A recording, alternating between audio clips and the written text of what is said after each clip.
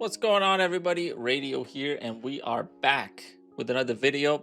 It's been a crazy week with AI and all the releases that's been happening, especially with OpenAI's ChatGPT 5.5 that came out yesterday.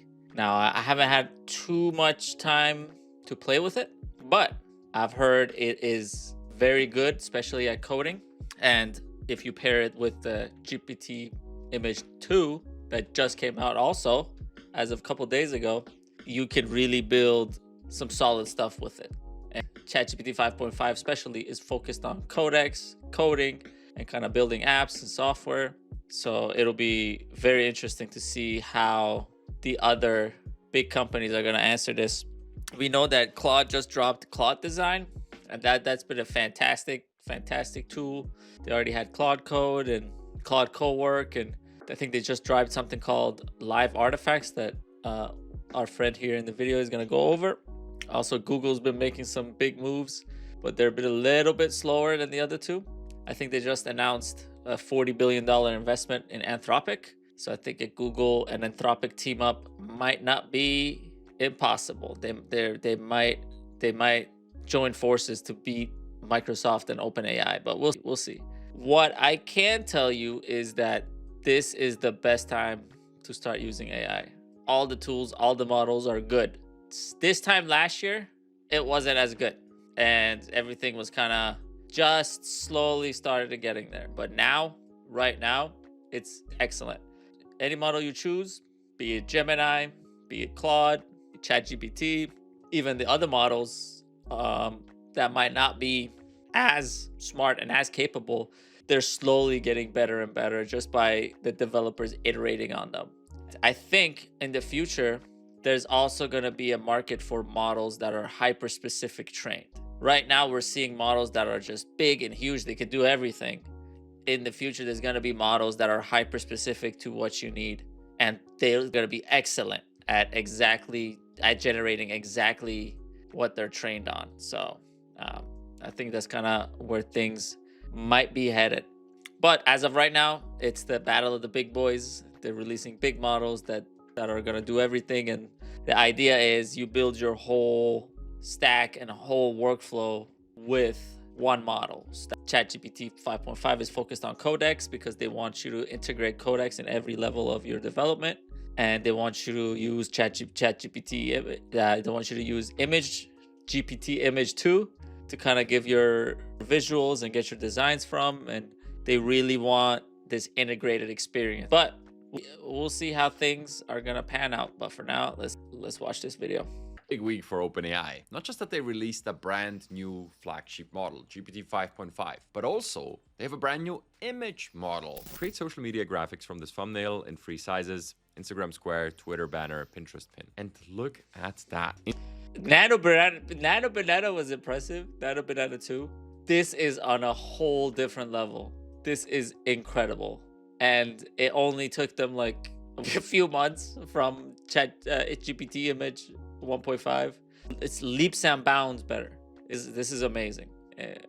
If you ever have trouble editing pictures, or you just don't want to deal with it, or every time you edit photos, it just doesn't come out right, you don't even have to worry about it anymore. The small touch-ups, remove background, add text, add logos and all that, it'll do it for you. But the best way I think you can use the image models is to feed it the baseline reference images and feed it the base that it can work with. It is very good at generating realistic images from scratch, but if you give it references and if you kind of give it a little bit of context, I always feel like that just makes the experience better, and the output that's coming out of these models, it just gets better because they have something to work with. And yeah, this model is amazing. This new model is amazing. Instagram Square, Twitter banner, Pinterest pin, all from one prompt. So there's really something for everybody here. Plus, a few more interesting AI releases that you should keep an eye on in this week's episode of AI News You Can Use. A format that I recently reworked to be simpler and to focus on the things that I actually care about rather than rounding up all the AI news stories that you could put to work today as a non-technical user. Let's start by looking at GPT 5.5. I think that's kind of the big thing here. A lot of AI videos are for developers and for technical users. And I'm not even a technical guy, and I have a hard time trying to understand what they're talking about, and I have to keep digging deep. And it's interesting, but it takes a lot of time. And if you can find a way to simplify what these new updates are, and if you can find a way to implement these new capabilities in your day-to-day workflows without being like this super technical user that's gonna develop these MCP servers and AI agents and all that, all from scratch and all from from Codex and all that. There's a two-pronged thing. If the companies are able to make these models easier to use and easier to understand, and also if the dialogue and the conversation around these models gets less and less technical so that more and more people can engage with it, I feel like a lot more people can understand what AI is and how it can benefit their lives instead of kind of being afraid of it or dislike it because of the bad things people do with it, right?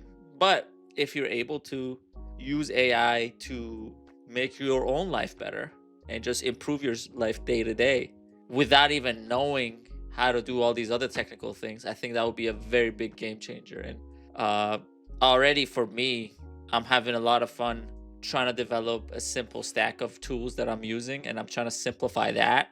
And I'm trying to get to the core of like what would I need from an AI and just kind of use those. It's so fun to try out these new tools and see what works and what doesn't work. I'm a little bit more technically inclined than most people, but I don't know anything. I have to Google everything. I feel like the barrier to entry just needs to be lowered a little bit, and the conversation and the dialogue around AI models needs to get less and less technical so that more and more people can engage and can use AIs.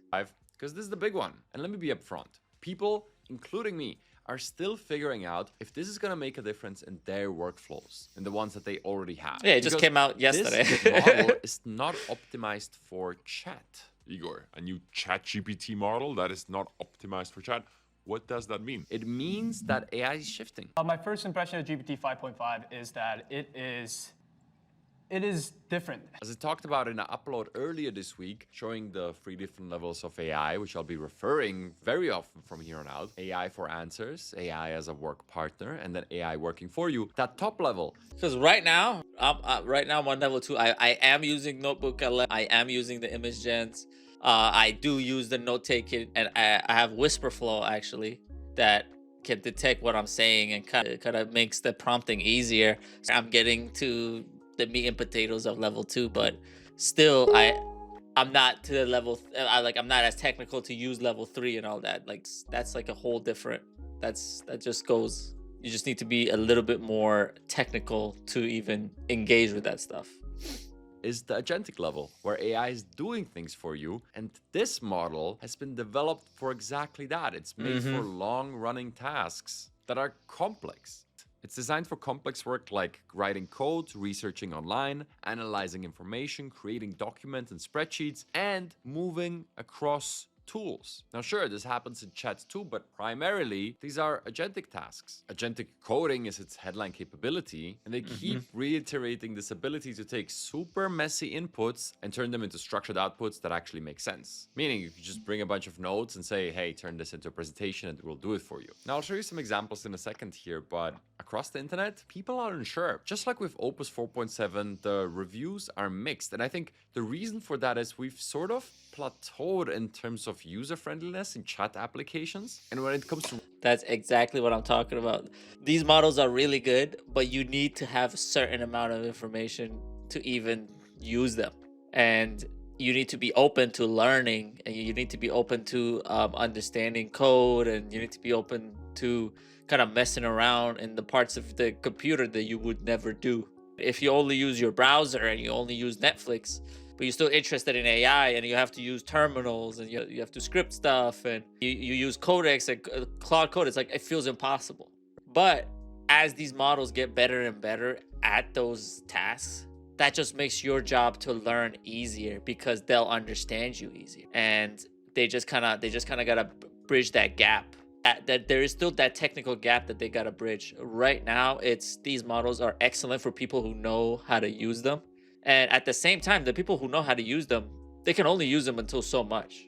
So what he's talking about plateauing is 100% right, and because the technical people only use these models for certain things, and there's still so much more room for these models to be able to do other things other than coding. So I would be very interested to see how these models evolve and become better, other than becoming the best coders ever. Writing code, the bar is so high already with such good models out there that really a lot of these new models just feel like a different flavor of really good. But rather than just reciting what people say across the internet, let me actually show you some examples of this in action. And as always, I'll stay as transparent as possible. This was the very first prompt we ran. It's something that worked in Opus 4.7 when that came out last week immediately. And Opus 4.7 nailed it. GPT 5.5 thought for 3 minutes and 12 seconds, and it created this YouTube repurposing application, which actually ended up not working on its first shot, whereas in Opus it did.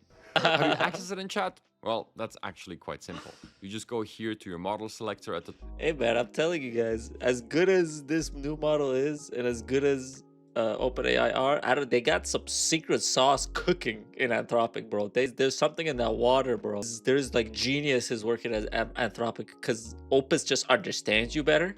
And this is just Opus. They have the crazy Mythos model, right? That's a whole different thing.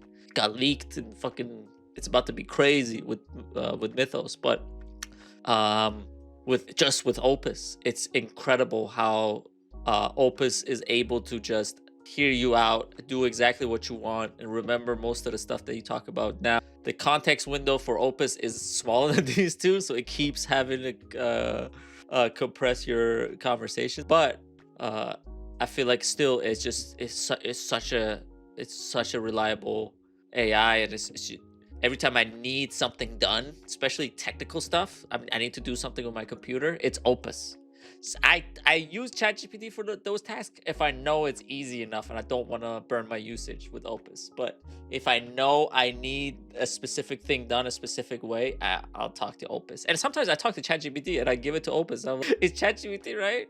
But Anthropic's got some secret sauce in their fucking AI, dude. It's incredible. And by default, you'll probably be on Instant, and this model now hides behind Thinking and Pro on paid plans, plus Pro, Business, and Enterprise. And you can see this clearly if you go to this Configure option, and you'll see that Instant runs on the older model, 5.3, quick replies, and the new Thinking and Pro models, if you pay for the $200 Pro plan, are available in here. So if I switch to Thinking, I can actually pick the Thinking effort. For the testing examples, we defaulted to Extended, because also Opus is not like a heavy thinking model that goes ahead and thinks for 5 minutes. So we tried to pick similar settings here. Now, here's an interesting one. I always run this prompt, right? Create an SVG of the Death Star in the sky above Los Angeles, just to show its ability to, I don't know, visually represent something. And this is the first model that is actually, I don't know, maybe too smart for its own good. Look, every time I try this, it starts thinking through this process, and it's like, do we really want to make an SVG? Maybe I should make a SVG manually, or just make it, come on.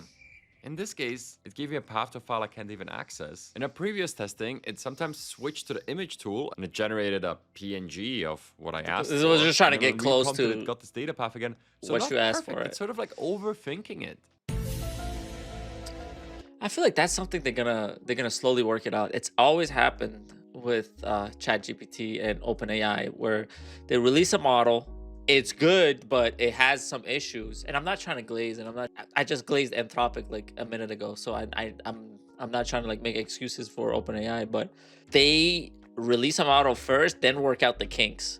Anthropic is the other way. They work out the kinks with their models and then they drop it, so that the stuff they drop is actually good. Now, usage limits and outages aside, that's totally something different with those are different issues that Anthropic has, where people, you just sometimes the system's unreliable. I was trying to use Sonnet. I wasn't even trying to use Opus. Everything was down. All models, all Claude models across the board were down. That was just like last week, and it was just so annoying. And you're just trying to get stuff done at that moment, and it's always the moment you need it, anyways. So, but I always feel like Anthropic is good at working on a model, fine tuning it, and then dropping it. OpenAI's philosophy is this model is good enough. Let's drop it, see what issues people are having, and we'll just work it out that way. Because I think 5.2 and 5.3 came out, and people were just not too hot on it. But then 5.4 came out, and it literally addressed all the stuff that people had issues with 5.2 and 5.3. It's just, I think same thing's gonna happen with this model, but on a bigger scale, because it's smarter and it's able to think more and it's able to do more. So we'll see, man. We'll see. Again, it's the point that I started with. I don't think this model is made for chat, and that's fine. I will be testing this with my agentic setup. I want to see how this performs with my OpenClaw. But in chat, I don't know. I don't think I've seen a release where out of the few basic test cases that we run, as I just show you, multiple don't actually work. Now, I want to be clear, this is not me saying that this is a bad model. For example, we run another test prompt where it builds this space shooter game. And this is by far the best space shooter I've ever seen out of an LLM. Look at the complexity of this thing. Yeah, but one wing is missing. The right wing is missing, bro.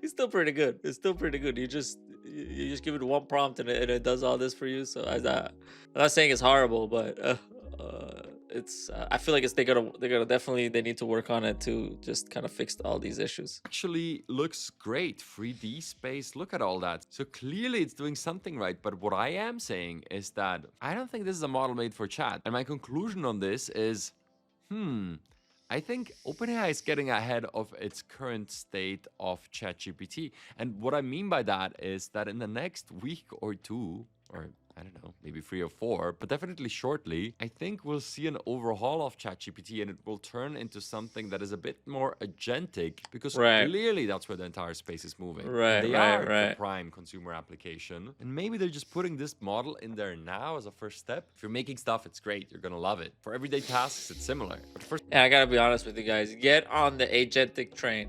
I just started using a few AI agents, and it's like magic. It literally feels like magic. You ask for something and it just gets done. It's incredible. I can't stress this enough. I can't hype this up enough. Try some agentic models. Try to kind of mess around with it, because if you get proficient with it, a lot of the annoyances and a lot of the stupid stuff that you deal with on your computer, you just don't have to do it. You just don't have to deal with it. You just give it to your AI agents and they just take care of it. And AI agents that are always on and just kind of react to whatever external stuff. That get a message, they answer, or you get an email, they'll let you know, and they'll tell you how you should respond. And those are totally different. I'm just talking about AI agents you give tasks to for like a little bit, and they just get it done like that. Tasks that would take 10-20 minutes, they get it done in like a minute. It's pretty awesome. Some of these specialty tasks, it just seems like chat is a bit too limiting for what it actually wants to do. Okay, so that's GPT 5.5. But if you're using a ChatGPT, there's another big release that happened this week, and this one is actually exciting. So they had an image generator. Now this is more hype than 5.5. GPT Image 2, and it's so fun. First and foremost, what I tested right away is how good is it at retaining people's faces. This was a big thing inside of Nano Banana and why it was so popular with people. You can upload an image of yourself, like me right here, and say something like, create professional headshots of me. And then look at these. All of them actually maintained my face. They didn't try to regenerate another person. Amazing. We were last year, this time, we weren't even close. It would make you look like a freaking clay. It would just make you look fake. It would make you look CGI. But now look at this. It literally copy pasted the face. It's smart enough to do that. I think it cleaned them up a little bit too. Give him a little clean shave on the stubbles that he had. Jeez, I'm trying to notice any differences that they have. It's hard to notice that even the eyes aren't exactly the same. Oh, this is really good. Kind of looks like me. This is actually me. Big win. And this is accessible to all ChatGPT users, including free accounts. Really incredible. Great stuff. Now, a few more things to be noted here. First of all, I believe this is the first imaging model from one of the big providers that allows you to turn on thinking mode. So in practice, if you enable image creation like so, you could also go up here and say thinking, and all of a sudden it will think multiple rounds before it goes ahead and creates the image, which can be really good with, well, something like animal infographics right here. Let's just go with the preset example. And while that generates, let me show you what we actually did with this, because I thought this one was really impressive because it's not just good at creating, but also editing and repurposing. One of the big new features now is it can output up to 8 different images. So I just went ahead and uploaded a recent YouTube thumbnail. This was the video on the free level framework. I highly recommend watching that. If you're a long-term viewer of the channel, I'll be referencing this over and over again. It talks about how to get into agents. And I said, create social media We might have to watch that. thumbnail in 3 sizes. Instagram Square, Twitter banner, Pinterest pin. And look at that. Instagram Square, Twitter banner, Pinterest pin, all from one prompt. I am critical of these things. The composition is good. No, it's not good. It's perfect. Look at it resizing the font in a way that is actually tasteful. To me, this is unbelievable. It does the work of a graphic designer, right? You could now repurpose one thing into many others easily. Beyond that, it has near perfect text rendering. It can do entire restaurant menus. And it's not like every 5th word has a little mistake. Now it's actually near perfect. It can output 2K resolution. It can do various Oh formats, my as God. you just saw right there, and dramatically improve the instruction following. Meaning, if you tell it to include certain words, it will actually include them rather than take creative freedom with it. And That was the biggest issue I had with AI image generation. It just would, the words would get wrong, and especially if you needed. That's why I was so impressed with Nano Banana 2, because you would tell it to put a caption on an image and it just did it, and it just does it. And a lot of times GPT 1.5 would just add their own twist to GPT before was pretending they knew better, and then it was acting like it knew better, and it would decide for you what the caption should be, and it would just add in random stuff. Not that Nano Banana doesn't do that. Nano Banana also adds some random stuff sometimes, but you can tell it to like take it out and all that. But this is a whole new level. This is the biggest leap in image generation we've seen so far, and it's not even hyperbole. It's real shit. also, as I showed you, the ability to actually retain your face and like remix yourself into different situations or create professional headshots, that's a really popular use case, is, I would even argue, better than Gemini's Nano Banana Pro. Overall, I'd state that That's this facts. is probably the best and certainly the most user-friendly and useful image generator out there now, and it's available on all accounts. Go ahead and try it now if you haven't done so yet. And those are the main stories for this week, but there are a few things that popped up on my radar that I wanted to share. Again, as I shared last week, I want to drop this responsibility of covering everything that came out in AI that you could use. In fact, I'll do this radar segment of like interesting stuff to keep an eye on. And one of them is Claude Co-Work adding dynamic artifacts. And listen to this. If you code up an application, it can become a permanent part of your workspace, and then you can pin it to the side, and the application can now, and this is the kicker, take in live data from your connectors. So if you use some application that works with your existing emails and you connect it to Gmail, well, every time you open the app, it will pull in your newest emails or any other data from another connector. This makes creating custom apps with custom data so much simpler than ever before. It's so fascinating to watch these user-friendly personal agent type applications develop. And as I said, I think OpenAI will be following suit. And if in your day-to-day life, if you're struggling with something and you need something to get done over and over again, but you don't have the technical skills and you don't have the time to learn them, and you don't have the time to even delegate somebody else to do it for you, now don't have the time or resources to delegate. Now, any small idea, any small app that you want to develop, you can just by talking to Claude and just giving it prompts just with natural language. You can just work the kinks out as you're developing it one by one, step by step. It's incredible. I think also the future not only is going to be, I was talking about hyper-specific models. I still definitely believe it.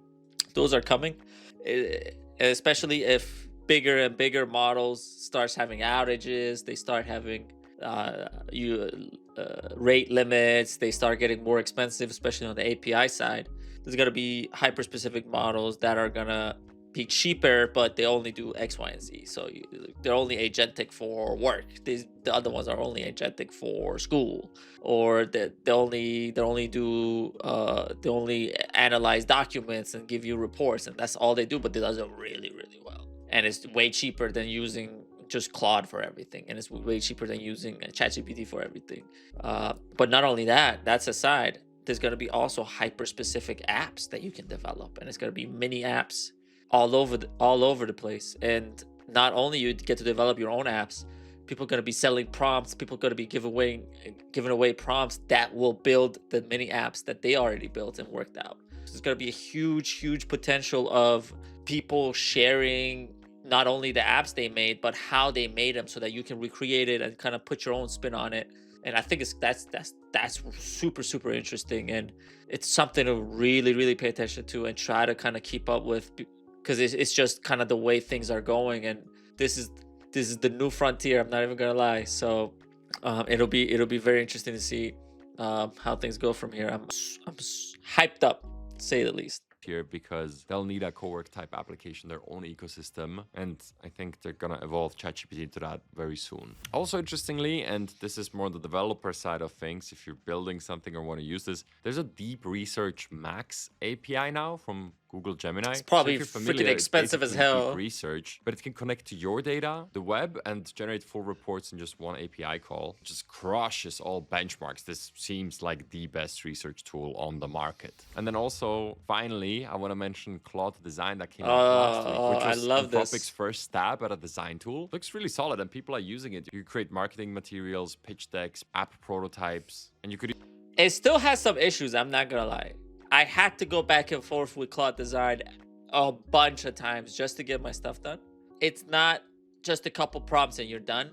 It was like a long 30-minute back and forth, 40-minute back and forth, just to get a very professional looking, but still a very it still had a lot of mistakes in it, but it was still a very professional looking slide deck. So it's like a kind of give and take, and I think they're working it out just with the Claude Design. It only gonna get better. It's if you give it something simple, it'll design it for you, but you just gotta pay attention to what it's designing and kind of go through it and correct its mistakes. That's why they have edit text, they have draw, they got knobs that you can kind of mess around with. You can even leave comments, and you can turn on tweaking. It's amazing, and you can export it to PDF, PPTX, HTML, and it works really well. The only issue I had with exporting PPTX is the fonts. So I can see that can be kind of annoying to deal with. It'll export with Google Slide fonts, but they just never look good. So yeah, I'll be interested to see how they're gonna kind of bridge that gap so that your slide is editable, but you don't need to have all the fonts. Even export directly to Canva or PDF. And this makes them the first major AI company to ship a full visual design product inside the chatbot interface. Worth looking into if you make design assets, or even into something like email marketing, social media content creation, or similar. Heck, people are even experimenting and making these little PowerPoint style videos with it. And that's everything I wanted to share with you today. Busy week. We've been preparing and holding the AI Advantage Summit, online conference designed to save you time with AI. And I just want to again highlight that I think that one's running right now. I saw the fucking live stream for that. I'm not gonna. Who was involved in it? videos. There's a couple people involved. I don't trust. Tony Robbins. I don't trust. The other guy. I don't even know. Dan Graziosi. I don't trust. But this guy that's talking to our friend AI Advantage actually like makes things simple, and you can understand him. But yeah, I don't know, anything with Tony Robbins in it. I'm not saying he's horrible, but I just skeptical. I'm a little skeptical about all that, because you know what's gonna happen is they're gonna give you just the information you already know repackaged, and they're gonna gatekeep the real stuff that they want to sell you, and then you buy the real stuff and you realize, oh, I just paid a lot of money for stuff that I could have just put in my time and learned, and yeah, it saved me some time, right? But now you still got to put in the work anyway. So wouldn't it be more convenient to just put in the work and learn at the same time? I don't know. It's high demand. 65,000 people registered. Dude, the shit's free on YouTube, dog. Oh man, I'm not trying to go crazy. I'm not trying to hate, but at the same time, it's like, I don't know. It's just Tony Robbins and Dean Graziosi. I don't.